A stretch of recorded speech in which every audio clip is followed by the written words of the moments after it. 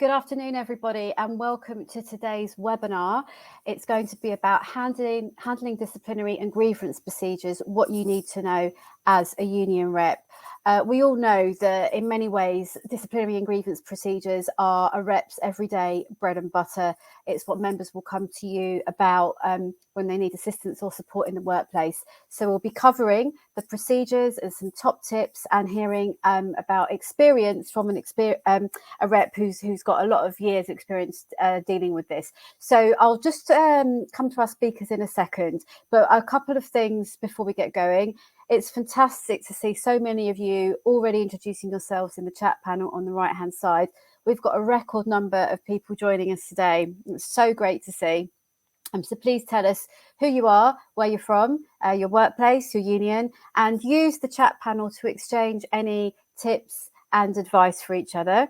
We do, as always, have live captions on the webinar. So underneath the video screen at the bottom, there's a green button that says Open Live Transcript. If you click that, you'll be able to open a new window that has live captions.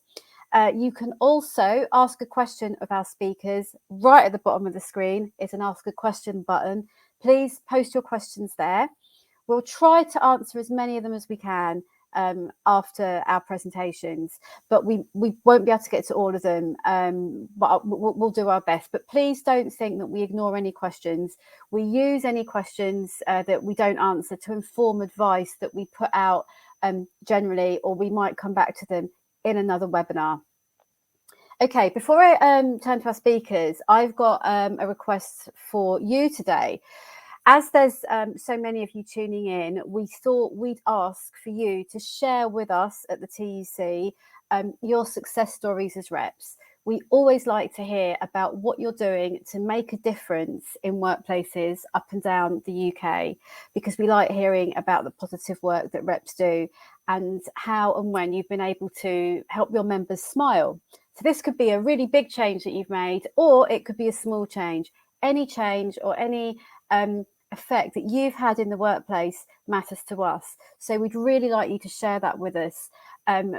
We'd love you to email it in to me and my team. The email address is tuceducation@tuc.org.uk. We'll post that email address in the chat, and don't worry if you don't note it down now. I'll remind you again at the end of the webinar to do that. But we'd love to hear from you so that we can share how successful union reps are and what a difference they make in the workplace. Okay, that's enough from me for the minute. Our two speakers today are Sally Buffard from the Labour Research Department. Hopefully as union reps, you'll all be familiar with the LRD, and we'll get Sally to tell us a bit about that in a second. And we've also got Sean Halsall, who is a rep for Unite, and he used to be in the transport sector, and he's going to be sharing with us some of his experiences as a rep in the workplace. But first of all, we're going to hear from Sally. Sally's going to talk to us a little bit about her work at the LRD and the key issues in the disciplinary and grievance process that you need to be aware of as a workplace rep. So Sally, it's over to you. Thanks, Anna. Hi, it's good to have so many people on here, and I'm looking forward to your questions and experiences. I'm just going to start off. Well, firstly, I should say, yes, I work for LRD. If you don't know us, we're a union organisation that supports trade unions. We produce guidance, handbooks, magazines that are aimed at helping reps in the workplace to deal with questions that's going to help in organising or day-to-day disciplinaries and that kind of thing. So I've been asked to say a little bit about the impact of the pandemic on disciplinary and grievance procedures. So I'm just going to start off by saying that the law hasn't actually changed in response. The ACAS Code of Practice on Disciplinary and Grievance Procedures still applies. In Northern Ireland, that's the Labour Relations Agency Code of Practice. And that's a statutory code that employment tribunals have to take into account in any corresponding tribunal claim. So it's not legally enforceable in its own right, but it is significant because it can affect how tribunals view the fairness of a procedure. ACAS has produced some additional guidance on issues affected by coronavirus. That's still available. That's not statutory, but again, it has some force because it will help tribunals decide whether an employer has acted fairly. And it includes, for instance, that furlough doesn't halt proceedings, and that there is some leeway in dealing with procedures slightly differently while somebody's working remotely, or to address uh, concerns over face-to-face working. The other thing, really importantly, that hasn't changed is time limits in employment tribunal claims. So, as you probably know, time limits are short. They're usually 3 months from the date of the act complained of. So, if you're dealing with a disciplinary or grievance situation, it goes very, very fast. And it's one reason why you want to be on top of things right from the start. Um, there was a recent case in which somebody submitted an unfair dismissal claim after the time limit and tried to get the time limit extended on the basis that the country was in lockdown, and he assumed that the tribunals were closed. That turned out not to be the case, and the tribunal said, well, he should have asked, he shouldn't just assume. It's really difficult to have a time limit extended. There are exceptional cases, and a recent one was where somebody during the pandemic was looking after elderly parents who lived 100 miles away. And because of that, the only thing that he was able to focus on was the welfare of his parents. And in those exceptional circumstances, the tribunal said it wasn't reasonably practicable for him to submit the claim in time, and they did allow it to be submitted after the end of the 3-month time limit, but that's very rare. So we now have a small body of COVID-related dismissals that are coming out of the tribunals, and I've focused on those because they're all unfair dismissal cases. It's kind of bread and butter cases for reps, I think, and it's worth looking at them. Although they're not binding, they're first instance decisions. It gives you an idea of how these cases are going to be dealt with. And they fall into two categories. We've got dismissals under Section 98. So that's your ordinary unfair dismissal, where the employee has allegedly broken a health and safety rule. They haven't worn a mask or something of that nature. And then we've got another set of cases which are automatically unfair health and safety dismissals under Section 100 of the Employment Rights Act. And that's where the employee says that they've been dismissed for raising health and safety concerns, and that would make the dismissal automatically unfair. So the first lot of cases, so Section 98 dismissal, this is a two-stage, I expect you're familiar with this, certainly reps who've been reps for a while will know. An ordinary unfair dismissal under Section 98 of the Employment Rights Act requires two things. Firstly, the employer has to show a fair reason for dismissal, and that's one of 5 reasons: conduct, capability, redundancy, a statutory ban, or some other substantial reason. If they can demonstrate that they have a fair reason, then the tribunal looks at the reasonableness of the dismissal. So that includes the size and resources of the employer, equity, substantial merits of the case. And that's generally where the disciplinary and grievance procedures come in. An employer who hasn't followed a fair procedure is likely to have unfairly dismissed. The second set of cases under the important thing about that is you have to have 2 years qualifying service. You have to be an employee with 2 years continuous service to be able to claim ordinary unfair dismissal. Section 100 dismissals, on the other hand, these are dismissals that are automatically unfair because they're in response to the employee raising a health and safety concern. So there are a number of categories within Section 100. The first is that you're a safety rep who's going about their safety duties. Another is that you're an employee in a workplace that has no safety reps and no safety committee, and you have raised a health and safety concern direct with the employer. And finally, we have these circumstances of serious and imminent danger. Now, this has really come to the forefront during COVID.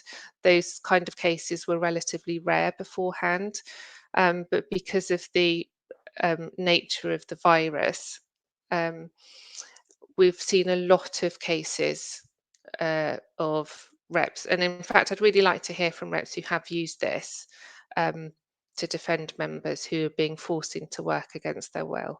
So under that, if you can show that one of those categories applies, so you've raised health and safety concerns, there is a serious and imminent danger, and you've taken steps to protect yourself, or you've refused to go into the workplace, and you were dismissed as a result of doing that, then dismissal is automatically unfair. The reasonableness doesn't come into it, and you don't need any qualifying service for that. So it's really interesting to note the cases that I looked at, and I think there's just over half a dozen.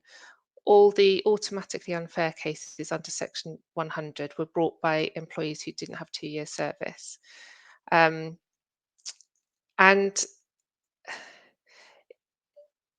similar issues apply to both. I've looked at all the cases and I've tried to draw out things that apply across the board, so that if you're a health and safety rep and you're dealing with either a grievance in the case of an automatically unfair leading up to a dismissal or an actual dismissal, you can approach them in the best possible way that gives your member the strongest claim.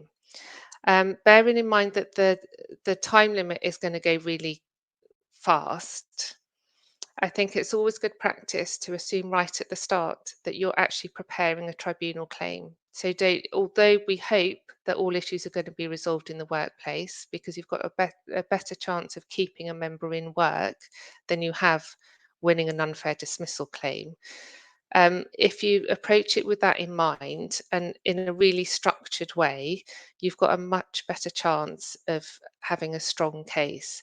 And the three things that I pulled out from all those cases, the three essential things are clarity. You have to know what the case is about in detail. You know, if somebody's claiming that the workplace is unsafe, precisely what is it?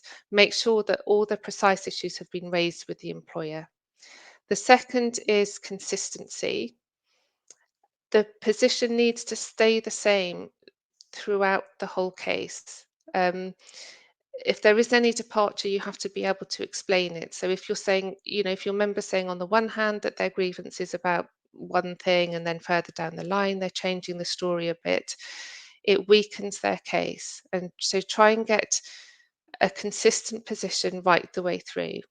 And the third one, which sounds really obvious, but you need to think of it at the start, which is building up a body of evidence all the way through. Make sure you've got emails. If your employer says something verbally, send them an email afterwards saying, you know, this is what you said. Can you confirm what you meant? As far as possible, you write everything down. If you haven't got written documents, then create them in some way, because if you can build a body of evidence right from the start, it strengthens the case enormously if it does go to tribunal.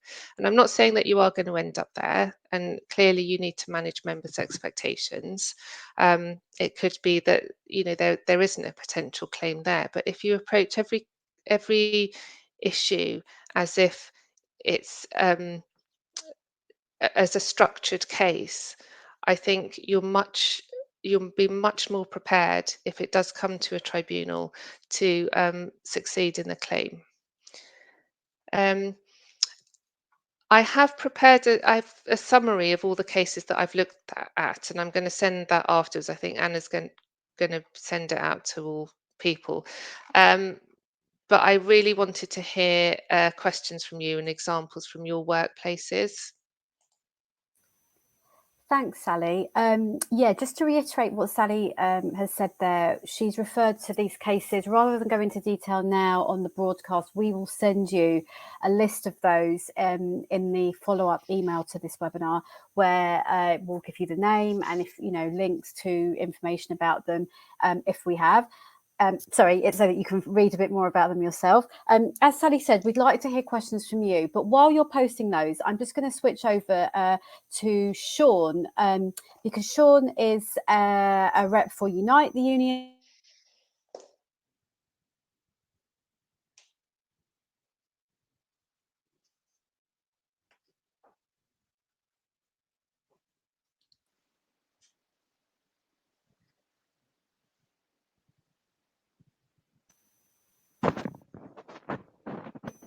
Go for it. We can hear you now, Sean. Perfect. Yeah, my name's Sean Halsall. I was a bus driver for 16 years and a rep for the last 6 in Merseyside. Over that time, I ended up sitting on the European Transport Workers Federation and got quite a lot of experience. Dealt with, especially during the pandemic, the whole nature of grievances and disciplinaries changed dramatically with just how they were done and the nature of what we were putting grievances in about. Obviously, health and safety rapidly came to the forefront, with especially in our sector, with bus drivers being absolutely brutally hit across the country. So yeah, some of the grievances, yeah, mainly around health and safety, around the cleaning regimes of the vehicles that were going on. The canteens we were forced to use, which weren't really cleaned, and really dodgy sort of procedures around how we'd use them. Furlough, like quite a big portion of our staff were furloughed, so the sort of strain fell on the rest of us who'd stayed on. That was tough back then. And then the disciplinaries, just switching to sort of Zoom and Teams was very, very different, where you sort of not in the same room as a manager, sometimes not the same room as a member. It makes it very difficult to communicate in the moment there and sort of nudge your member and tell them to be quiet or send them in a certain direction. Also, I noticed one of the big things I'd noticed during that time was the minutes became terrible. The minute taken was just so inaccurate and problematic when you come into your appeal stages. And as Sally said, when you get to tribunal, that it's very important that you have accurate paperwork. Some of the positive things that I found we could use to our advantage was using data subject access requests and things like, because the nature where managers weren't meeting, there was a lot more digital sort of communication going on. So we found that there was a lot more of a cache of information where we could use it to demonstrate discrimination, stuff like that happening in the workplace. One of the big cases we put a collective grievance across a few of our bus depots in the region over just the cleaning regimes of the buses.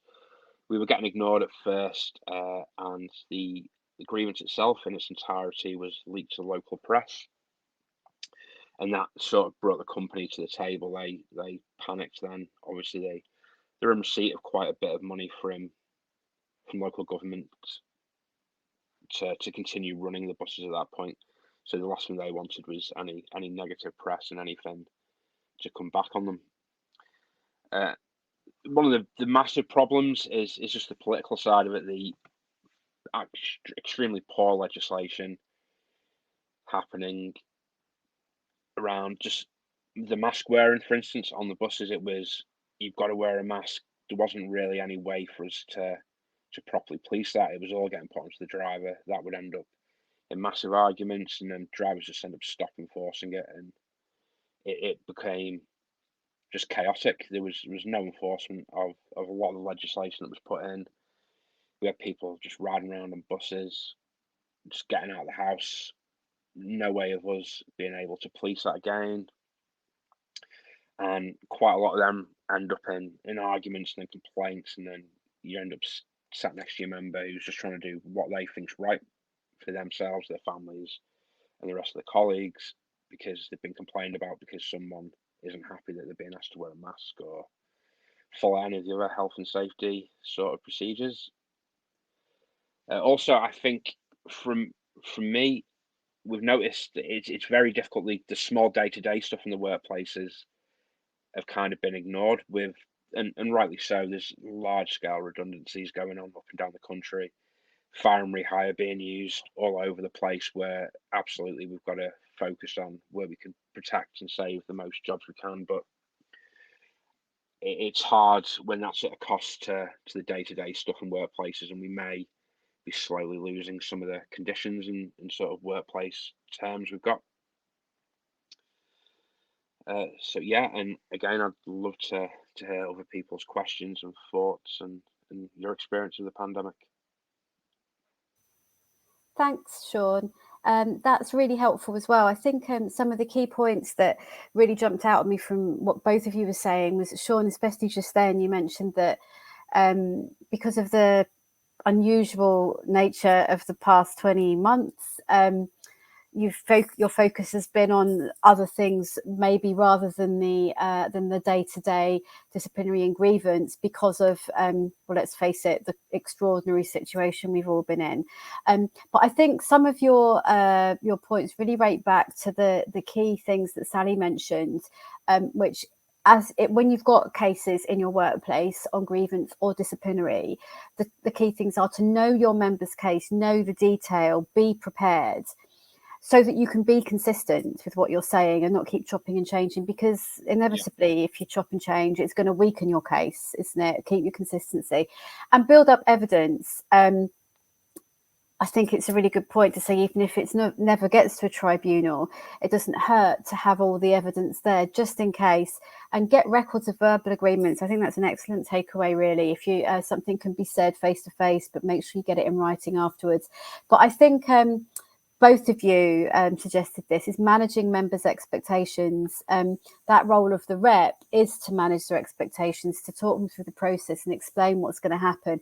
And I think this is reflected in a lot of the questions we've had already posted. So we're not going to be able to answer all of them, but I've tried to pick up some of the key ones and group them together to get a theme, really. So we've had quite a few questions about different evidence type, evidence involving witnesses. So presumably witnesses would be other members of staff, other colleagues in the workplace, and the disclosure of evidence and witness statements during the process. So do both of you have any advice you can give us about the timing, the disclosure of other evidence of witness statements, and whether witnesses are allowed to actually present evidence at a meeting in the workplace, bearing in mind that it's not a tribunal at that stage? What are your thoughts on that? Shall we try and go to you first, Sally? Yes, thanks. So I always say, as soon as possible, speak to witnesses, because it's part of your case. Sometimes a case stands or falls on the witness evidence, and you have to know what your witness is going to say, what they're prepared to say publicly. There's no general rule about whether witnesses can attend a disciplinary hearing or not. Generally, I would say it's up to the witness. If the employer is stopping them attend, that's definitely something you want to note. You want to have a couple of conversations about that, and you definitely, if it ends up, in tribunal, that would definitely be something to raise, because that it's all about a fair hearing, and the principles of fairness are the employee must know the case against them, and if that includes witness evidence, they must be allowed to try it. They have to be able to respond to every point. So I would say yes, as soon as possible. Ask for them to attend if they want to. I mean, if their witness doesn't want to attend, that's another matter. And if you're faced with a witness who doesn't want to, then ask them to put it in writing, perhaps write down questions and ask them to respond in writing as well. Thanks, Sally. Have you got anything to add from your experience of this, Sean? The same. It's all about keeping the details and making sure you've got as much of it there as possible, and using some of the LRD's resources, using the law at workbook and stuff, and cross-referencing that. And I find if you go in with some of them arguments already on case law and stuff, it makes the managers think and probably back off, and you can usually use that in your advantage when you can kind of twist some of the case law where it might not be completely applicable to what you're dealing with, but they'll start thinking and tend to not maybe go as harsh as they would be going. That's an excellent point. Thanks, Sean. And you mentioned there some of the resources that the LRD produces. I think we've had a link posted to those already, but perhaps someone can post that again. But we'll definitely include that in our resources email to you all. One thing about the LRD publications, they are, I think, an invaluable resource and tool for union reps. Some of them do have a cost, but you can ask your branch to pay for those. They might be able to buy a library copy that you then have in your branch, so you're able to access shared with other reps there. So just another question about that's kind of linked to documentation and evidence. So would a member have any case or any recourse when a verbal agreement that might have been reached in a meeting is then not reflected in the letter that's sent after the meeting to confirm things? So I guess what we're talking about here is a disparity in what was said in the meeting that is then what is produced perhaps by the HR or personnel department following a disciplinary or grievance meeting. I mean, in terms of legal recourse, there isn't really, but you always challenge it. And ultimately, if you have to have two sets of meetings, then you go of minutes, then you go with two sets of minutes and you say, you know, I disagree with what you said. This is our understanding of what was said, and put it on record. I mean, ultimately, in a employment tribunals are used to dealing with conflicting evidence. That's part of their job. And don't underestimate how much you will be believed. You know, even if there are no witnesses, you know, I always say to people, if something was said to you and you want to use that as evidence, if there are no witnesses, it's all verbal, write it down, and you'd be surprised how much weight that carries if you make a note at the time. And it's the same with notes of meetings. You can't force them to write down your version, but you can dispute it and you can present your own set of notes. Thanks, Sally. Sean, have you got anything to add on that? Or I guess broadly similar, have you got any specific examples where you might have had this? Not that I can think of off the top of my head.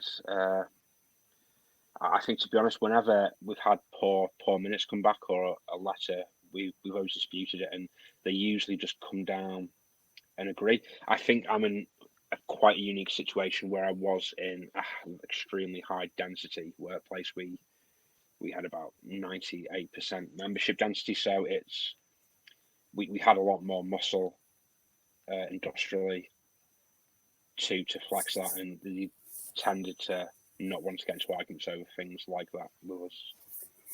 Sure. For sort of so in that case, in order to expedite the process, the things would be more, they'd kind of retract and go more with less hassle, less to do. That's really helpful. Thank you, Sean. Okay. You mentioned, Sally, about always act as if there's going to be an employment tribunal, even if it doesn't get to that stage. So someone has asked, when representing a member, at what point in the process should you be looking at registering the case with the ET, just to make sure you've covered all the bases? Well, I don't think you need to register it straight away, but I would say pretty near the start of it, you need to identify what the claim is. So if this is a grievance, you need to be sure what the claim is and make a note of the deadline and just review it along the way and it's difficult once you actually get into the procedures, because everything gets quite heated it can get quite heated quite quickly. And it's important just to do a constant review and keep checking in that with the legislation, what's this case looking like?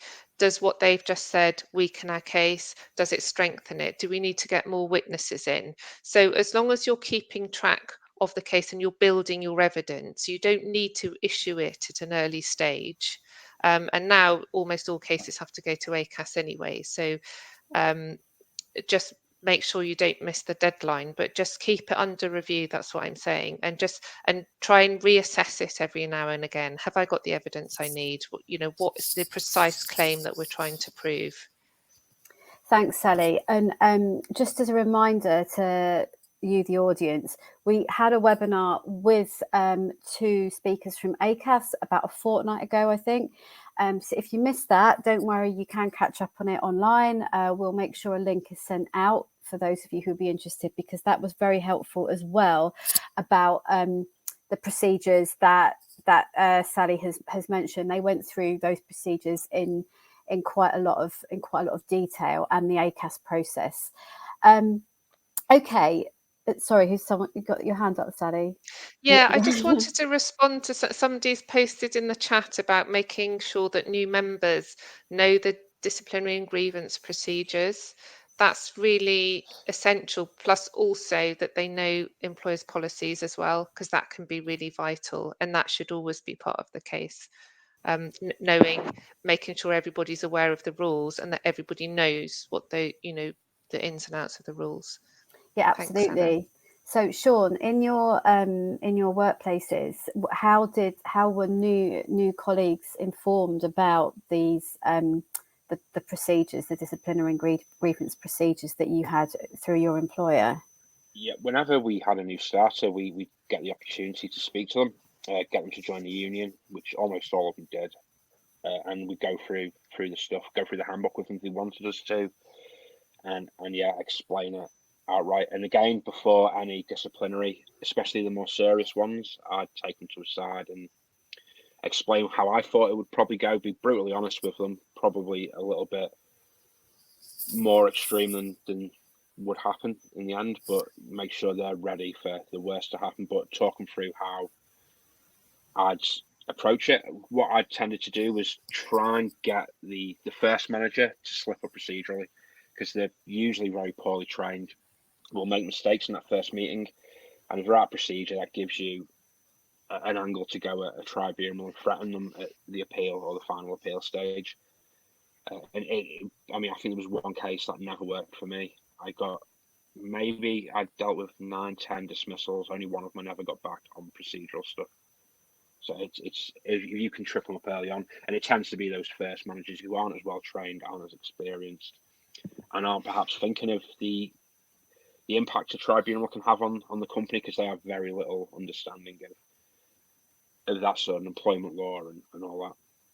If you can trip them up early, you can usually stop before you get them. But I would say as well, we tend to be relying too much on legal framework and not as heavily organising in workplaces anymore. And I do think having a well-organised workplace is the absolute fundamental key to having big wins in workplaces, whether it is on individual cases with acts of solidarity for a worker under attack or the bigger pay claims and stuff like that. I think organising is absolutely key. Sure, and that's the key role of the rep, isn't it? Is tying all those things together. We realise that reps are volunteers. They may have too little facility time, if any. So they're trying to balance all those things. But you're absolutely right, Sean. It's about bringing all those things together. Just to return to some of the questions that have been posted by our audience. So we've got a few here about the process. Can an employer ever prevent a rep from attending disciplinaries? And if so, what would be the recourse for the union in that case? Shall I take her? Yeah, go on, Sally. Yeah, go for it, Sally. It's quite clear that the choice of representative is for the worker, not the employer. And so if your employer is not letting a member have the rep that they want, then it's a breach of Section 10 of the Employment Relations Act 1999. And so you'd bring it as a claim under that. And presumably, Sean, this could be one of those procedural issues you mentioned just now. It's one of the basics. If a rep's not allowed to be there, it's breaking the procedure at the first step. Yeah, 100%. It's happened to me. I've had managers refuse to let members be represented by me. So it's more common than you imagine. I'm sure. And thanks, Sally, for the clarification on that. Okay, we've also had a question asking for what advice or tips would you have in supporting disabled members through a disciplinary where the employer may not necessarily recognise the worker's impairments? Is this something that we've seen in case law, or that, Sean, you have any experience with? Do you want to go, Sally? Okay, so to get the protection of the Equality Act, the member has got to disclose their disability. So there are lots of reasons why people don't want to disclose it. But if you're at the point where you're asking for reasonable adjustments, they are going to have to make the employer aware. And then you proceed as a reasonable adjustments case, basically. So you say, or the member has a disability, which is this. These are the adjustments that they require for the disciplinary hearing, and it could be anything. It's whatever helps the employee. So it could be somebody else to be present. It could be having it in a particular location, and ultimately, if they don't, that's a failure to make reasonable adjustments claim. Thanks there, Sally. Sean, have you got any experience from your time as a bus driver? Not specifically relating to disability, not with regards to disciplinaries and grievances. Yeah, it's more stuff for passengers with regards to disability there, with the accessibility to the vehicles and stuff. But yeah, Sure.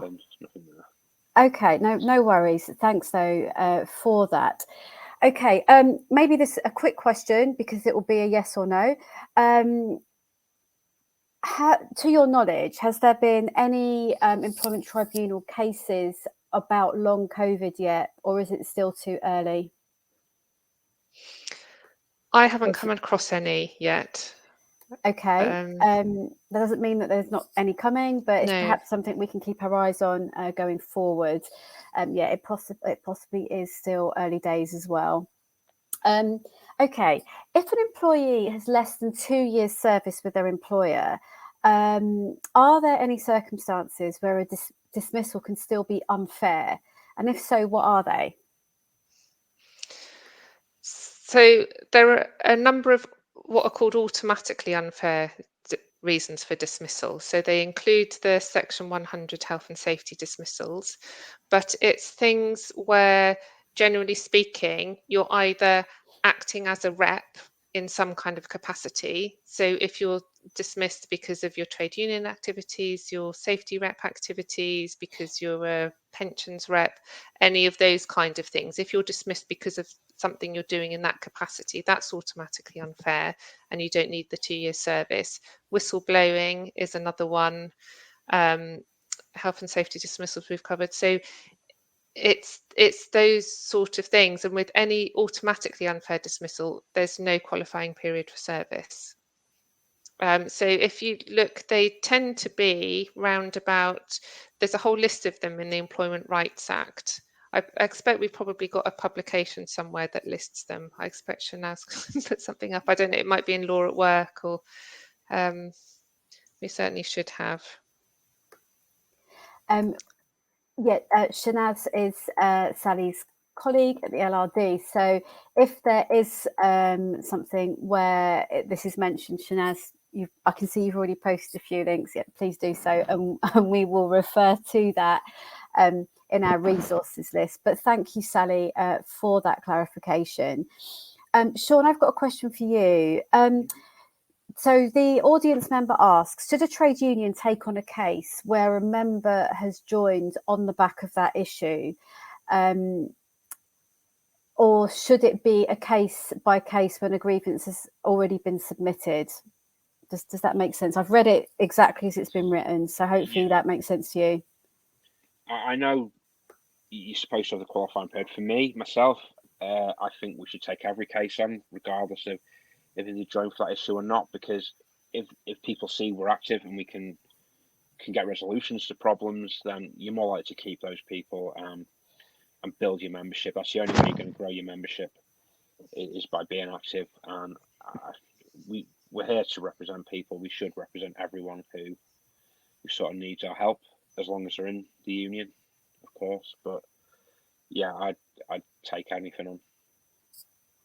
Thanks for that. I appreciate it will be different. Every rep will have or maybe approach this differently.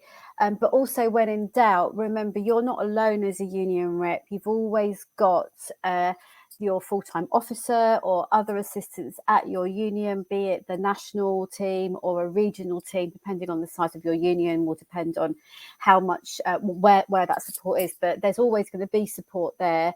You're never alone, so do always check with your union. And if things get particularly tricky legally, absolutely make sure you've got someone knows about it, because that's what the full-time officer is there to help you with. Is in those situations you're not expected to sort of solve this case for the individual by yourself. You've got the backing of the union. Okay, can we talk a little bit more about time limits? So we know that there are time limits for lodging a case at the Employment Tribunal, but if with the tribunal aside, is there best practice guidance on the time a grievance should be dealt with within the workplace? So from the time it's raised to time of resolution, what would be the guidance around that? We had 14 days for it to be first heard. It routinely went over that. I think the longest was 70 days I waited, and then we automatically won it appeal because of that first stage. But yeah, I don't think anything should go on longer than 28 days for myself. I think that's adequate time, and I think that was what the company I worked for tried to aim for. But certainly hearing the first stage of it in the first 7 to 14 days is good practice. That's helpful, Sean. Did you have anything to add there, Sally? Or were you just nodding in disagreement? In agreement, I think, sorry. Yeah, that sounds like a reasonable time frame. And according to the ACAS guide and code, it's, without unreasonable delay. So it does depend a bit on the case. You don't want things hanging around for ages, but at the same time, you want a little bit of time to prepare. So it sounds like Sean had a good agreement in his workplace. Not all policies have a specified number of days, but 14 or perhaps 10 is quite common, I suppose. I think that's really key. Check your workplace agreement. There might already be something specified in that. It may be in your workplace, Sean, it was written. No, you said it wasn't written down. It was because it went once to 70 days rather than 14. But it was written down. They just ignored that. Okay, so therefore it probably would help to have it written down, so at least you've got something to refer to and to try to keep to, even if in some situations it goes way over by the sounds of it. Okay, Sally, you mentioned earlier a little bit about whistleblowing and victimisation. Can you briefly explain a little bit about what we mean by that? Obviously, it's a huge subject, so we don't want lots of detail, but just kind of the headlines about what that entails, please. Okay, so whistleblowing, otherwise known as making a protected disclosure. So if you draw attention to some kind of wrongdoing in your workplace, and it has to be wrongdoing that breaches some legislation or breaches an actual health and safety duty, if you bring it to the attention of a relevant person, who can be HR, it can be somebody outside the workplace if necessary, and then you are subjected to a detriment or dismissed because you've done that, then you're protected by law. So you're protected from detriment, which means any kind of unfavourable treatment. So if you didn't get a promotion or you were disciplined, then you'd have a detriment claim. And if you're dismissed, then you'd have an automatically unfair dismissal claim, and there's no qualifying period of service for that. Thanks, Sally. It is a huge subject, so maybe that's something we'll come back to next year if there's an appetite for it on a webinar. But hopefully that's answered your question. I've posted it in the audience. Okay, let's just see what questions we've got remaining here. Okay, how would you both deal with a situation where the allegation is very broad, and then the subsequent investigation highlights a particular incident? A questioner doesn't specify whether this was a grievance or a disciplinary, but let's assume it was a disciplinary here for ease of explanation. What would your advice be on that, please? Do you want to go first, Sean? Yeah, just read the question again, please. So how would you deal with a situation where there is a very broad allegation and then the subsequent investigation highlights a particular incident? Okay. Don't worry if this, I don't want to put you on the spot. We can always without come having back any to this. specifics. It's super. It's As difficult. always, just do your own investigation, research as much as you can, find witnesses, speak to the member, make sure they're being honest with you. Try and find out what's actually gone on, see if there's CCTV footage and all that other stuff. See if you can have a look at what the evidence they've got against your member is first. A lot of the time they will just give you that because they don't want to get into big arguments. Sure. Yeah. So essentially, it's the same as you do for any situation. Investigate, get evidence, talk to your member, get them to be honest, and as always, manage their expectations in the situation. Have you got any advice on that one, Sally? I know it's without the specifics, it's tricky, but Yeah, it is tricky. I think just, try and be clear about what the allegations are. I'm not sure if the question means that something different comes up in the process of investigation. So you've got a fresh allegation, in which case you could put in a second grievance. I'm not sure if that's what the question's getting at. But otherwise, and this is kind of what I mean, at quite an early stage, you have to narrow down what the essential issue is. It's hard to say without those sure. No, I appreciate. details. And one thing we can't do is obviously is give very specific advice about a one-off workplace issue. We're trying to give broad advice here. Sean, were you waving at me? I was going to say, be honest with your rep. Don't necessarily be honest with your employer. So be honest with your member. Be honest with if the member. Be honest with your rep. I wouldn't necessarily go in and say everything to your employer. Take your rep's guidance on what to and not to say. Yeah, make sure I think that's everything's going on.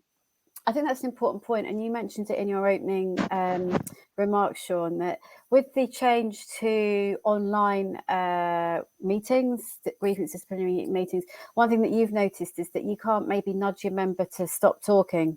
When you're on a Zoom call, it's a lot harder to do than when you're in the same room. A quick nudge under the table is harder.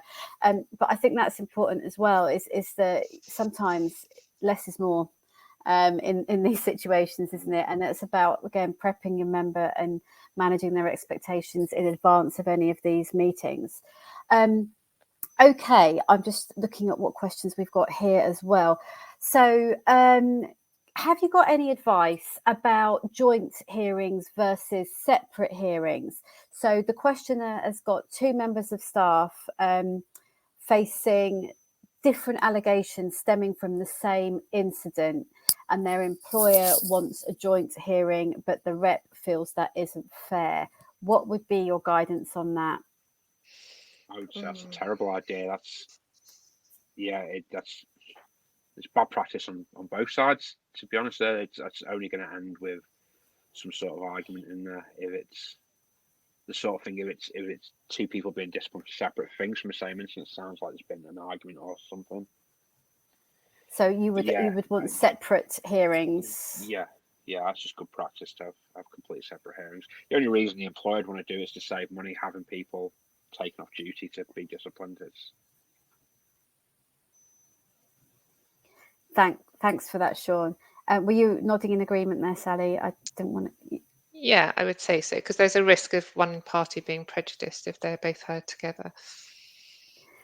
Okay, I'm just looking down because we've had quite a lot of questions, and I'm just trying to see where we've not covered yet. Okay. You mentioned earlier about whistleblowing, Sally. Does bringing a health and safety matter that's related to perhaps a COVID breach automatically gets seen as whistleblowing. Is this anything we've got any evidence for? It's a really interesting question, but it's quite complicated because there's all sorts of steps you have to go through. You have to disclose it to the right person. It has to be a qualifying disclosure. It's not something I can answer in the abstract, I think, but I could provide something when I send out this case report thing. I'll add some information there about whistleblowing specifically on that. So it's whether a COVID allegation is automatically whistleblowing. I mean, the short answer is no, but there are lots of instances where it would be classed as whistleblowing. But if I put on the information that we send out what needs to happen for it to be a qualifying disclosure, then I think that should clarify it. That would be really helpful, thank you. I think what is worth noting as well is in the chat panel on the right hand side, I can see lots of examples of you in the audience sharing tips as well about tips for virtual meetings, or perhaps asking your member to keep their phone on but on silent where they might be, so the rep might text them. It's ways around a situation, I guess, isn't it? And using technology to our advantage. Okay, I think we've got time for one more question here before we wrap up. And it's about if a member is suspended.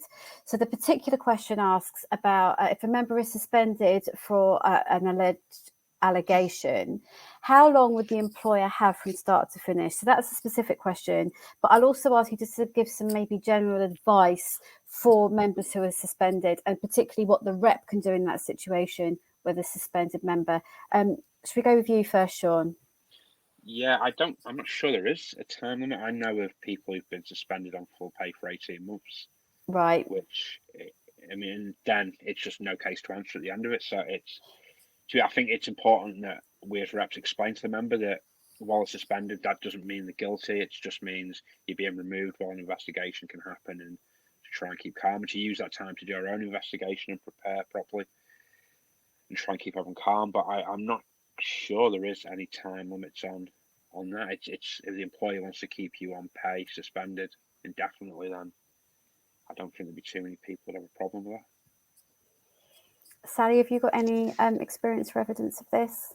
No, only that ACAS guidance is it should be as short as possible. The employer should make it clear it's not a disciplinary suspension, because it depends on the circumstances. I mean, in some cases it can be really distressing. It depends on the nature of the allegations. So there are cases involving where, care workers accused of abuse and that kind of thing, but actually it's really traumatic to be put on suspension with that hanging over you.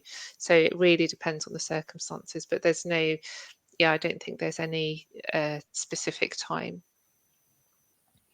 Okay, we've covered a lot today. I think we've answered not all of the questions, but a significant proportion of them, and I think it's been really insightful from both Sally and Sean in their experience. I'll ask you to just wrap up in a second, but just to remind you all again in the audience about our first request about sharing with us at the TUC your success stories in the workplace.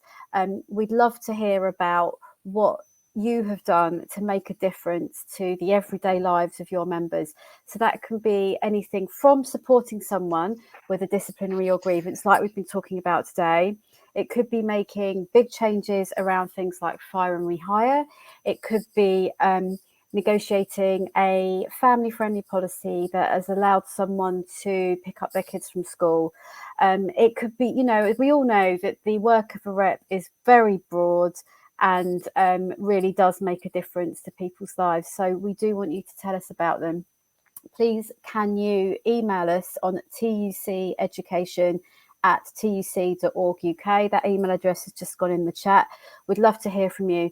And we like to follow up on these stories to find out a bit more. So myself or someone in my team may be in touch to get more information from you.